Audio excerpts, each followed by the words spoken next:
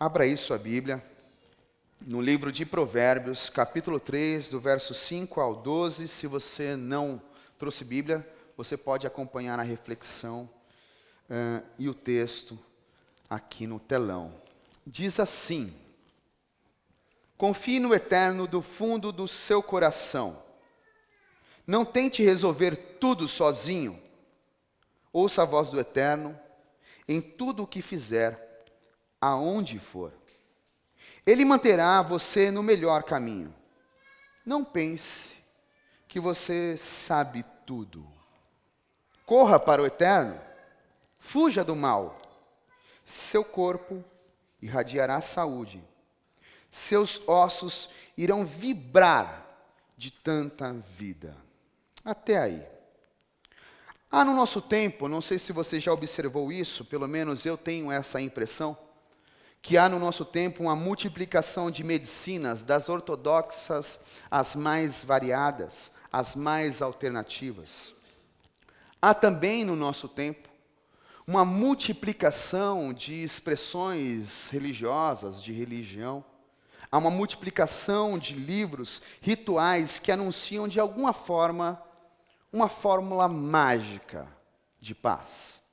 Há uma multiplicação dessas propostas. Anúncios que visam, de alguma maneira, acabar com um espírito turbulento, um espírito perturbado, que muitas vezes nós, eu e você, por morarmos em São Paulo, numa cidade cosmopolita, somos tomados, uma turbulência, somos tomados por uma perturbação. Então há manifestações e ordens nesse sentido que brotam aos montes. Imagino que isso é em função da famosa lei da oferta e da procura. Há muita gente perturbada. Há muita gente em turbulência, devido ao dia a dia, devido ao estresse, devido à insegurança, devido ao medo, devido a várias questões. As pessoas estão frenéticas por algo misterioso, por algo que consiga apaziguar as suas frustrações. Porque sejamos sinceros, viver num mundo como o nosso, viver em São Paulo, na cidade de São Paulo, nos traz frustrações diversas. E isso, de alguma maneira, aflige a nossa alma. Machuca o nosso ser. Nós ficamos atordoados. Aliás, nós não, vocês não.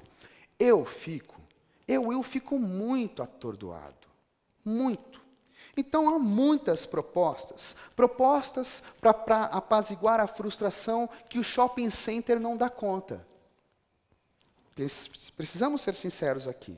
Vira e mexe, quando estamos um pouco estressados, quando a turbulência toma conta, a gente normalmente foge para um lugar chamado shopping center ou algo similar. A gente em São Paulo faz muito isso. Então as propostas vão surgindo porque esse espaço não dá conta. Já disse algumas vezes aqui, e insisto em repetir, que tenho a impressão que a nossa maior crise hoje não é mais material. Em algum momento da história da humanidade, a grande crise era material. Mas hoje, no tempo que vivemos, a nossa crise não é mais material, a nossa crise é existencial. Uma outra maneira de dizer isso, a nossa crise é espiritual. E quando eu digo espiritual, eu não estou dizendo dos Gasparzinhos que moram em algum lugar. Eu estou dizendo das coisas que em algum momento habitam o nosso coração, habitam o nosso ser. Por conta dessa crise, dessa falta, pessoas querem porque querem ter essa fórmula mágica. Nós buscamos essa fórmula mágica. Querem encontrar uma resposta que apazigue a turbulência, essa bagunça, para encontrar a felicidade, para encontrar o tão desejado sucesso. Muitos chamam essa fórmula de sabedoria. Muita gente chama essa fórmula de sabedoria. Mas você já se perguntou, afinal, o que significa ser sábio? O que significa ser uma garota sábia? Afinal, o que é isso? Você já se perguntou, o que é de fato sabedoria? Diante dessa pergunta, diante dessa introdução, diante dessas turbulências, diante desses medos, eu gostaria de compartilhar 2 pontos, 2 ideias com você. E o primeiro que eu gostaria de deixar, tentando responder essa pergunta, o que é sabedoria? A sabedoria não está nas respostas. Sabedoria, de fato, mora nas perguntas. Parece um contrassenso isso que eu estou dizendo. Parece, inclusive, esquisito isso que eu estou dizendo. Sabedoria não mora nas respostas. Ela está na pergunta. Como assim, Will? Sábio não é aquela pessoa que tem as respostas? Tenho a impressão que não. Tenho a impressão que é um outro caminho. Apesar do senso comum entender assim, eu discordo. Aliás, um antropólogo muito conhecido, chamado Lévi-Strauss, também discorda. Ele diz assim, sábio não é aquele que fornece as verdadeiras respostas. Sábio é o que formula as verdadeiras perguntas. Esse sim é sábio. Também por isso afirmo que é preciso fazer perguntas que produzam um novo saber. É preciso fazer perguntas que proporcionem à vida um novo sabor. Porque essa turbulência, esse estresse, de alguma maneira é um sabor da vida. É preciso fazer perguntas que proporcionem um outro sabor, uma nova percepção, que dê espaço para o inédito, que dê espaço para o que é de fato novo. A palavra sabedoria, eu não sei se você tem essa ciência, ela vem do latim. A sua raiz, ela está conectada ao verbo saber.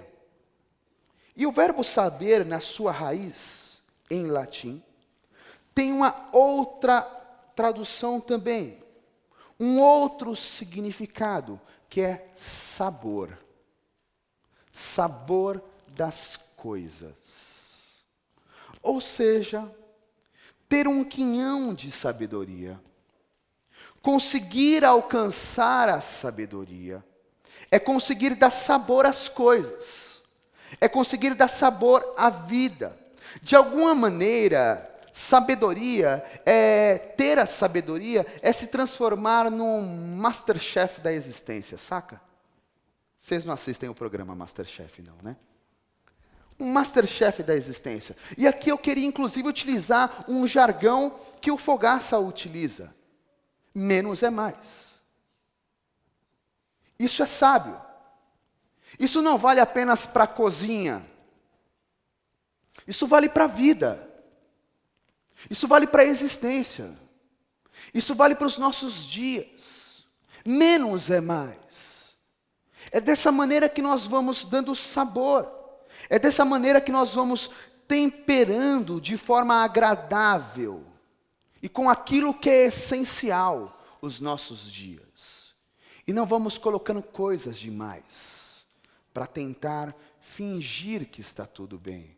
Muitas das nossas turbulências, muitos dos nossos medos é porque colocamos coisas demais num espaço que é sagrado, que é o tempo.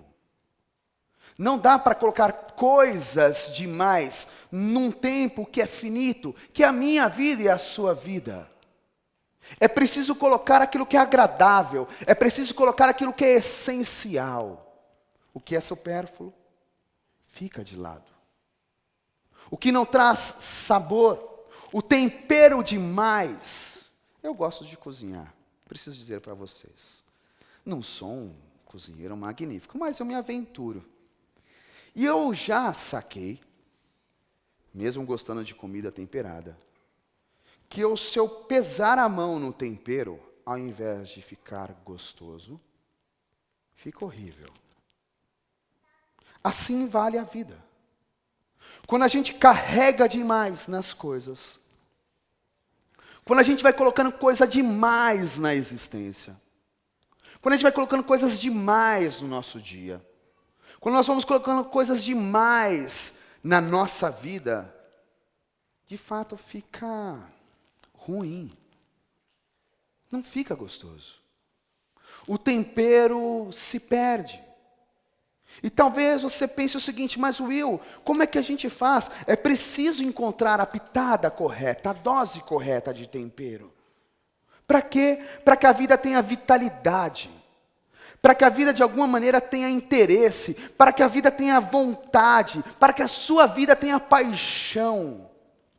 Talvez você se diga o seguinte, cara, eu estou tão apático, tão sem vontade, talvez porque tenha coisa demais nos seus dias.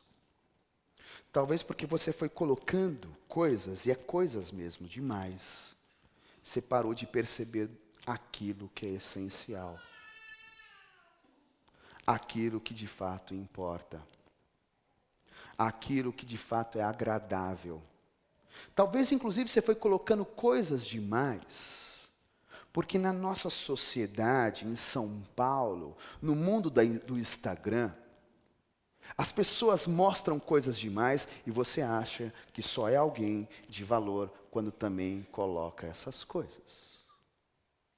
Mas talvez, aquilo que está colocado no mundo do Instagram seja uma grande mentira, uma grande ilusão. E o que você está comprando é ilusão e não vida. O que você está trazendo para você é ilusão. É tempero em excesso. Ilusão. E aí talvez você pense o seguinte, Will, e o que isso tem a ver com o cristianismo? Tudo. Certa vez Jesus disse, permitam-me dizer por que vocês estão aqui. Palavras de Jesus. Vocês estão aqui para ser o sal que traz sabor divino à terra. Vou repetir porque isso não são as minhas palavras. É Jesus. Vocês estão aqui para ser o sal que traz o sabor divino à terra. Se perderem essa capacidade de salgar, como as pessoas poderão sentir o tempero da vida dedicada a Deus? Como é que você pode perceber, como é que a gente pode perceber, de fato, o que é uma vida dedicada a Deus? Vou mudar a forma de dizer, porque Deus às vezes fica muito metafórico. O que é a vida dedicada ao bem? O que é a vida dedicada à bondade? O que é a vida dedicada ao amor? O que é a vida dedicada à compaixão? Se você coloca coisa demais, e essas coisas, esses temperos ficam distantes. Como é que nós podemos? Como é que a existência pode se sustentar? Jesus traz essa percepção, isso está descrito lá em um livro de Mateus, no capítulo 5. Ser sal. Sal é algo essencial para o tempero da cozinha. E aqui é uma bela metáfora. O que é essencial para o tempero da sua história? O que é essencial para o tempero da sua existência? Jesus estava dizendo que sem este tempero, sem esse sal, a vida perde valor. Às vezes a gente não se dá conta que a única coisa que a gente tem é tempo. Desculpa lhe dizer se você é um grande executivo ou executiva, se você acha que chegou lá, se você tem grana, se você acha lindo ou linda, desculpa lhe dizer, tudo isso é muito bom, mas só tem uma coisa que você tem, tempo. E nós não damos essa importância. E aí a vida vai perdendo valor, diante das coisas que vamos fazendo, diante das escolhas que vamos tomando. Sem sabedoria, a vida perde a razão de ser. Sem essa percepção daquilo que é essencial, a vida perde o seu sentido. A vida fica de alguma maneira apática, indiferente, mórbida. E aí, precisamos ser sinceros aqui cá entre nós. Aliás, eu preciso ser muito sincero, porque vocês sabem que eu também sou psicanalista. E o que eu tenho de pessoas que eu recebo em meu consultório? Apáticas. Sem nenhuma razão de ser. Porque colocaram coisas demais. Realmente é aos montes. Porque colocaram coisas demais e perderam a razão de existir. Então é preciso ter essa percepção. É preciso olhar para a vida com o devido valor. E aqui eu preciso dizer algo, que é uma crítica inclusive ao nosso lugar, de alguma maneira. A religião tira de nós, às vezes, vitalidade. E veja a expressão que eu utilizei, a religião. A religião tira de nós a capacidade de sermos sábios. A religião tira de nós a capacidade de sermos vitais, entusiasmados. A religião muitas vezes nos transforma em papagaios repetidores de dogmas, ritos e até de coisas lamentáveis. Numa marcha que se diz para Jesus. Porque numa marcha que se diz para Jesus, fazerem um gesto inescrupuloso, e pastores e pastoras repetirem o mesmo gesto, é de fato cegueira. É de fato o que Nietzsche em algum momento disse, puro ópio e da pior qualidade. E talvez por isso, também por isso, por estarmos colocando coisas demais dentro da proposta que Jesus em algum momento tentou deixar, estamos nos perdendo. Inclusive, quando nós olhamos para o Evangelho, isso vale menos é mais. A proposta do Evangelho não é colocar coisas, ritos, dogmas, leis, regras, indiferença, intolerância. Não. A proposta do Evangelho é outra coisa. A proposta de Jesus não foi e não é para que eu e você sejamos papagaios de bizarrices. Não foi e não é. A proposta de Jesus não foi e não é para que eu e você, e talvez agora isso te assuste um pouco, eu e você sejamos evangélicos. Não foi e não é. Oi? É. Porque Jesus não era evangélico. Não. Deus não é evangélico. Não. Deus é amor.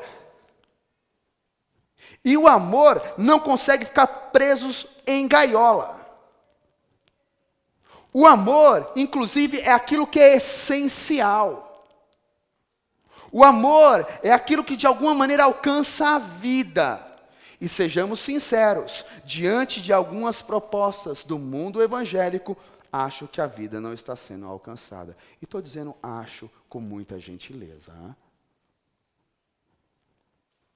A proposta de Jesus era outra coisa.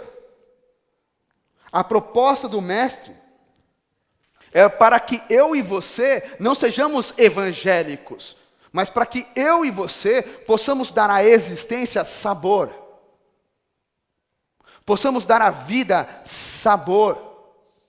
A proposta de Jesus é para que eu e você possamos dar aos nossos dias sabor. Que tipo de sabor você está dizendo, Will? Eu estou dizendo da misericórdia. Eu estou dizendo da compaixão. Eu estou dizendo da capacidade do perdão. Eu estou dizendo da possibilidade da reconstrução. Eu estou dizendo da iniciativa da restauração. É desse sabor que eu estou dizendo. É desse tempero que eu estou dizendo. É essa sabedoria proposta por Jesus. A proposta de Jesus é diametralmente oposta a essa proposta de religião de poder. Diametralmente oposta.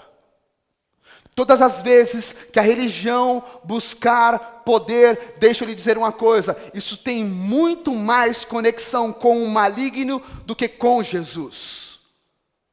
Se você se humilhar e me adorar, tudo aqui é seu.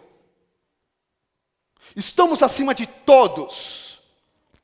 Essa é uma proposta do maligno, nada tem a ver com Jesus. Porque a resposta dele foi totalmente negativa a isso. Não é esse o caminho.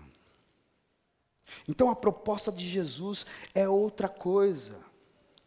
A proposta de Jesus está na contramão dessa percepção religiosa esquisita, mesquinha, perversa, cruel, indiferente, odiosa. É outra coisa.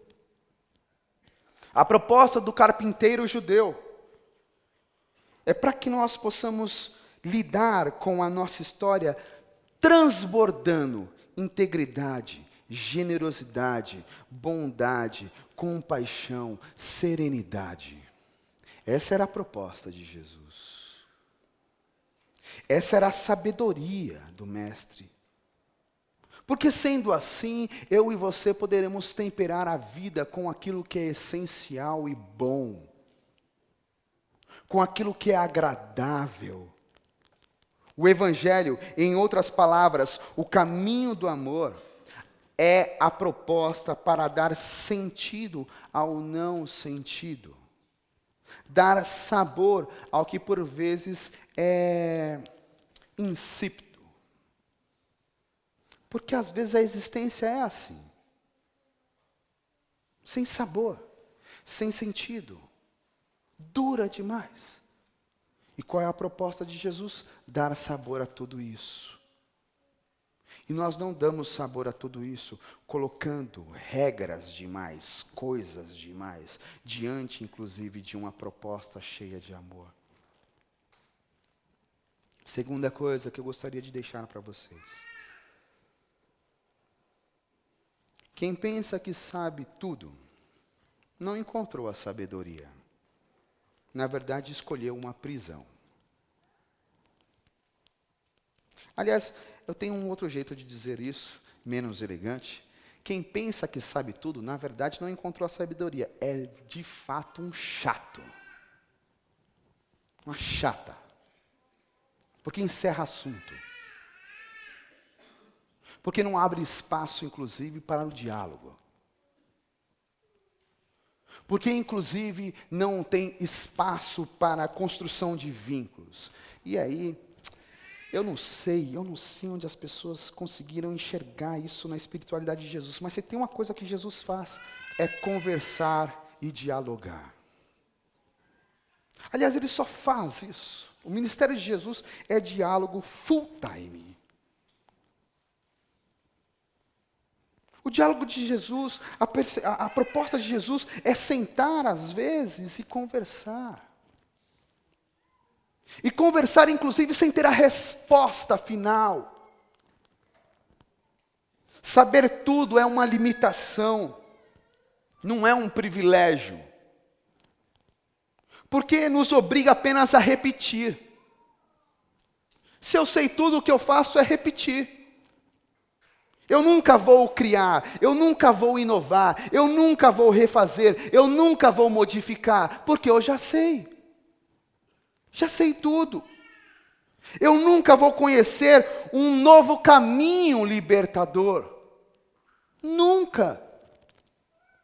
Quando se tem todas as respostas, quando elas a priori já estão prontas, definidas, isso não é uma bênção, é de fato uma prisão.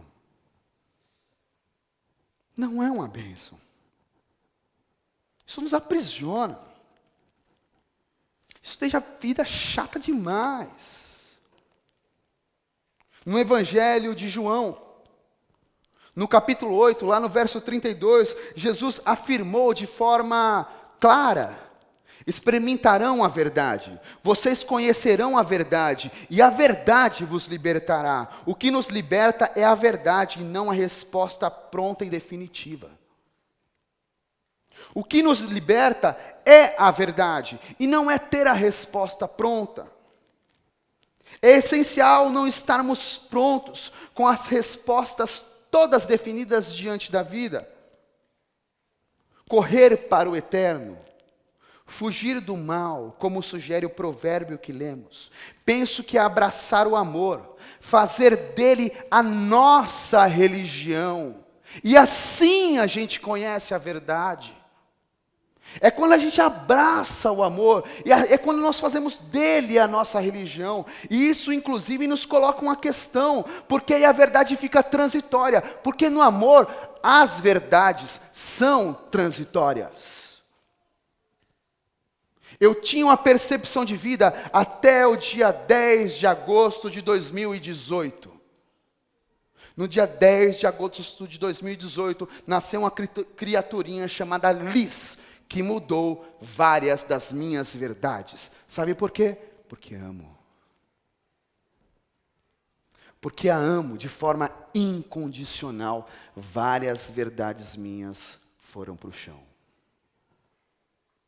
Se eu, Will, e preciso ser sincero com vocês aqui, precário pra caramba, limitado pra caramba, se eu sou capaz de, a partir desse sentimento,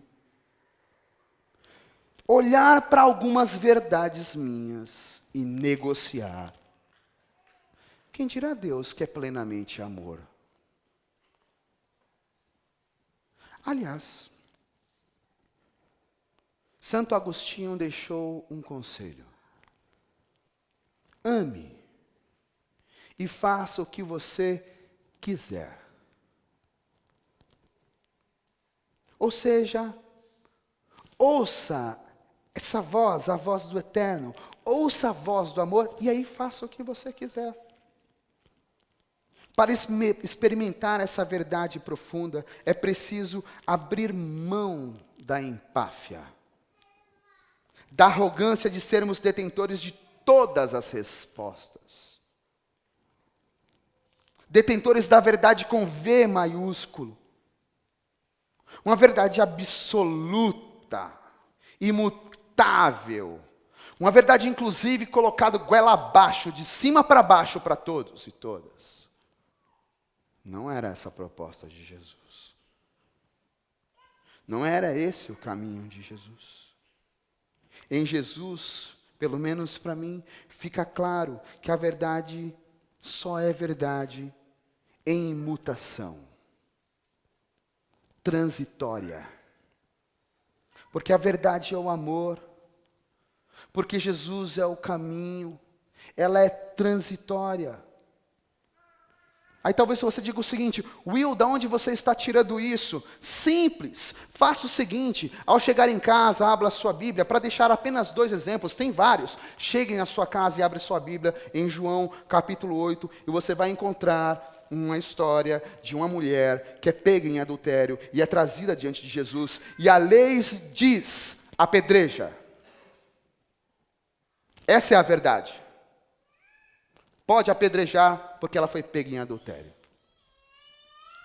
Jesus, diante dessa situação, sendo Ele plenamente amor, Ao invés de dar uma resposta, ele, diante daquela circunstância, diante de tudo, diante inclusive de fazer as pessoas chegarem à consciência, Jesus faz duas perguntas à mulher.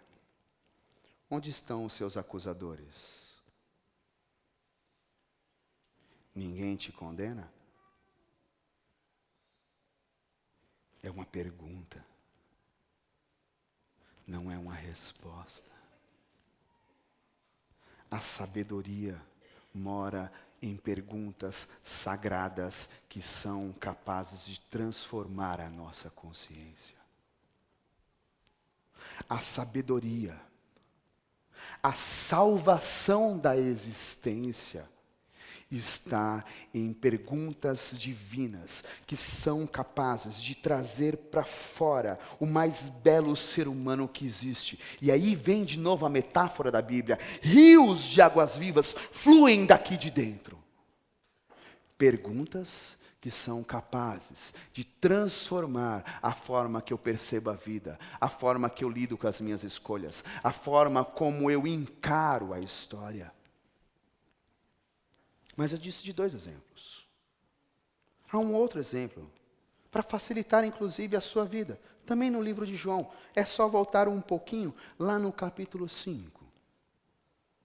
Um homem está num tanque chamado Betesda, preso a uma maca, muito simbólico. Preso a coisas demais que impedem ele de andar. Um homem está nessa máquina e já faz 30 e poucos anos. Jesus, quando chega e tem um encontro com ele, como Jesus é dado à conversa, ao diálogo, à construção da verdade transitória, Jesus faz uma pergunta: você quer ficar bom? E é claro que a resposta dele foi sim. Então aqui há uma outra pergunta. E nos 2 casos, no primeiro, Jesus subverte a lei.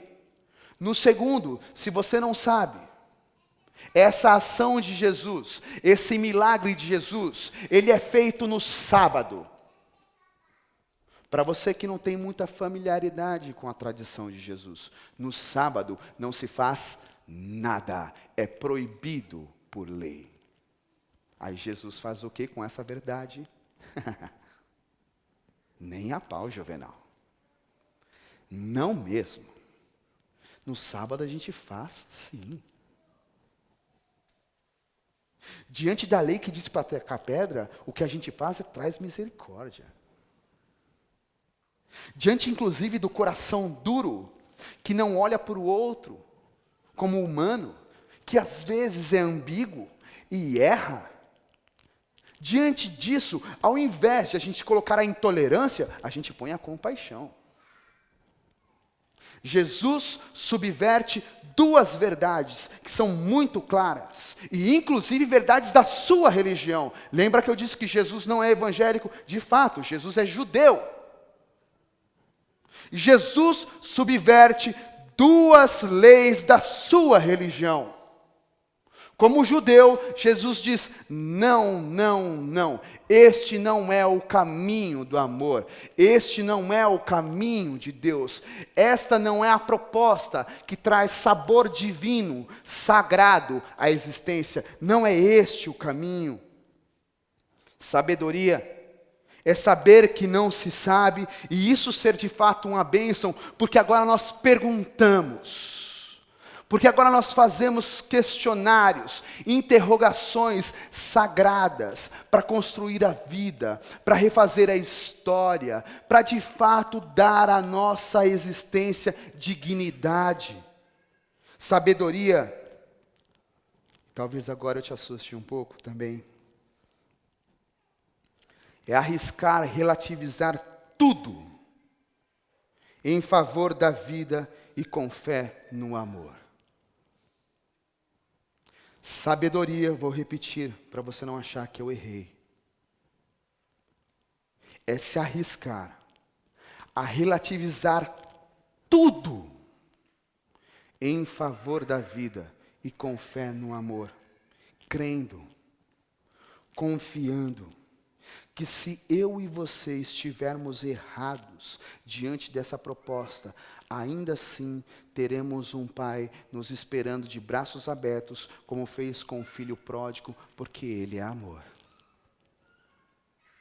Então, diante inclusive da minha tentativa, da minha busca, de construir aquilo que é louvável, aquilo que é agradável, aquilo que é sagrado, se isso for um erro, Ele ainda estará me esperando de braços abertos, porque diante do erro é assim que Ele faz. A parábola do filho pródigo diz que diante dos equívocos do garoto, o velho estava lá no caminho e correu na sua direção.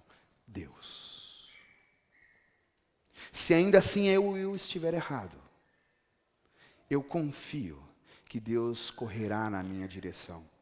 Para eu terminar, sabedoria de fato, pelo menos para mim, não é ter a resposta certa e nem saber tudo, mas é sim ter o Espírito de Deus, transitório, que sopra onde quer, como quer, com a graça que transborda. É aquela busca por perguntas sagradas que transformam sábados em espaço de vida, que transforma fracasso em oportunidade de recomeço, que ao invés de dar a resposta que aponta o dedo, faz a pergunta para a pessoa se levantar. Sabedoria é a capacidade de olhar para as frustrações e, a partir disso, construir um caminho de superação com perguntas que valorizem a vida. Então, minha intenção, meu desejo, meu conselho, se é que eu posso dar a algum, seja de fato um sábio, seja sábia. Converta-se à proposta de Jesus. De novo, Ele não é evangélico, Ele é amor. Converta-se à proposta de Jesus, porque nele menos é mais. Menos leis, menos dogmas, menos moralismo, menos hipocrisia e mais amor, porque Jesus de fato é a nossa salvação. A salvação da humanidade está posta a partir de um afeto de um Deus que se encarna. E Ele vive. O amor está vivo, não morreu. Então, se você quer esse caminho, seja de fato sábio. Deixe o amor propor novas perguntas para que a vida se eternize, para que seus dias se eternizem. E eu e você, de alguma maneira, possamos dar à nossa existência o caráter do reino dos céus. Aquilo que é agradável, aquilo que é bom, aquilo que enche a vida de integridade, de entusiasmo. Fique em pé, eu quero orar com você.